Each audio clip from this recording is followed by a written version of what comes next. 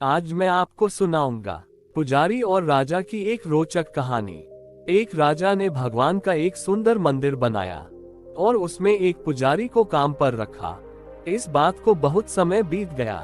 अब राजा भी बूढ़ा हो गया था, लेकिन राजा का एक नियम था कि वह हर सुबह अपने सैनिकों के साथ फूलों की माला भेजेगा और पुजारी उस माला को भगवान कृष्ण को चढ़ाएगा। उसके बाद जब राजा भगवान के दर्शन के लिए आता तो पंडित जी भगवान के गले से माला उतारकर राजा के गले में डाल देते। ये लगभग रोज की बात थी। पुजारी बूढ़ा हो रहा था और राजा भी बूढ़ा हो रहा था।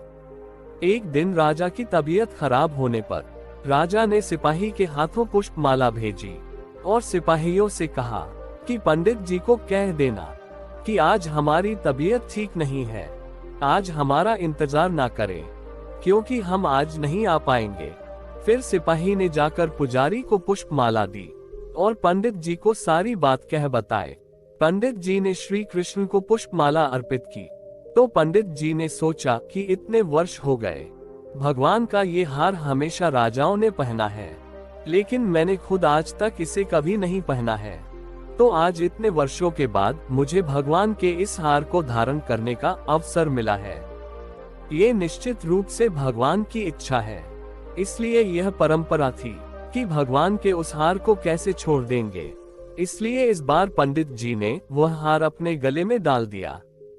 तभी सिपाही दौड़ता हुआ आया और बोला कि राजा साहब मंदिर आ रहे हैं, क्योंकि वहां महाराज की तबीयत ठीक नहीं है। आप सारी तैयारी करके रखें। इतने सालों से चली आ रही परंपरा को राजा तोड़ना नहीं चाहता था, इसलिए वह मंदिर आने लगा। पंडित जी ने तुरंत गले से हार उतारकर भगवान को अर्पण कर दिया। पंडित जी ने क्या भूल की, समझ नहीं आया। पंडित जी ने सोचा कि यदि राजा को पता चल गया तो वे उसे दंड देंगे। अब जब राजा आया तो प्रतिदिन की भांति पंडित जी ने भगवान के गले से हार उतारकर राजा को पहना दिया। लेकिन राजा की नजर माला पर पड़ी।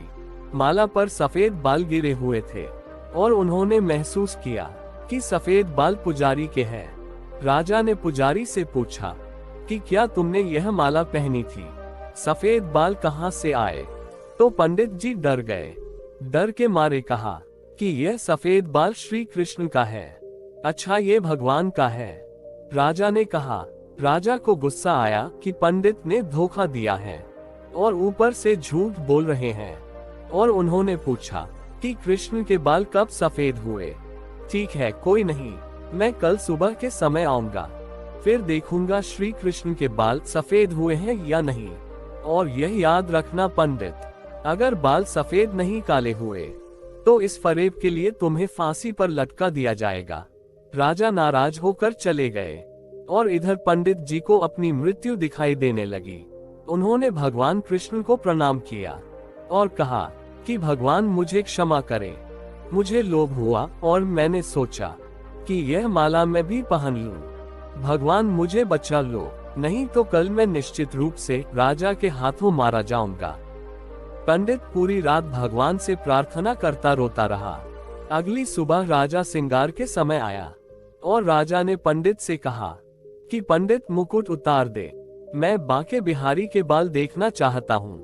पंडित जी ने घबरा कर मुकुट हटा दिया और मुकुट उतारते ही राजा के होश उड़ गए। कृष्ण की मूर्ति के सफेद बाल थे, लेकिन राजा को लगा कि पुजारी फिर से चाल चल रहा है। क्या उसने अपनी जान बचाने के लिए उनके बाल रंगे थे? इसलिए उसने जांच करने के लिए बाल तोड़ना शुरू कर दिया, और जैसे ही राजा ने बाल उखाड़े, मूर्ति से खून निकलने लगा। ये देखकर राजा भगवान के चरणों में गिर पड़ा और क्षमा मांगने लगा। भगवान मुझे क्षमा करें, मैंने बहुत बड़ा पाप किया है। मैं सही और गलत को भूलकर संदेह से इतना अंधा हो गया हूँ। तभी मूर्ति से आवाज आई, राजा आप मुझे केवल मूर्ति ही समझते हैं, इसलिए आज तक मैं केवल आपके लिए मूर्ति हूँ।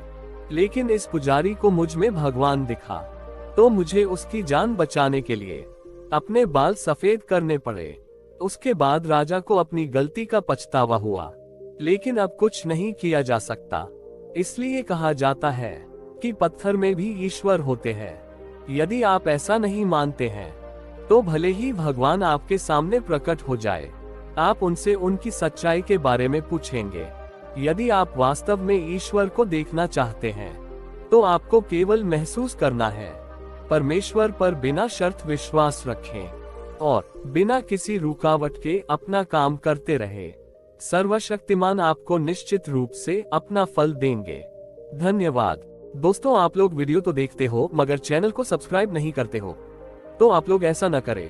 अगर आप लोगों तक मेरा वीडियो पहुंचता है और आप लोगों को मेरा वीडियो पसंद आता है तो आप लोग चैनल को सब्सक्राइब और वीडियो को लाइक जरूर से करें। आपको ये कहानी कैसी लगी नीचे कमेंट करके हमें जरूर बताएं। अगर आपको ये कहानी पसंद आई हो तो अपने दोस्तों के साथ जरूर शेयर करें और ऐसी ही प्यारी कहानियां सुनने के लिए हमारे YouTube चैनल से जुड़े। अब आप मुझे Facebook पेज पर भी फॉलो कर सकते हैं, वहां भी आपको ऐसे ही बहुत सारी कहानियां सुनने को मिलेगी। पेज का लिंक आपको वीडियो के डिस्क्रिप्शन में मिल जाएगी। आप लोग जाके जल्दी से फॉलो कर लें।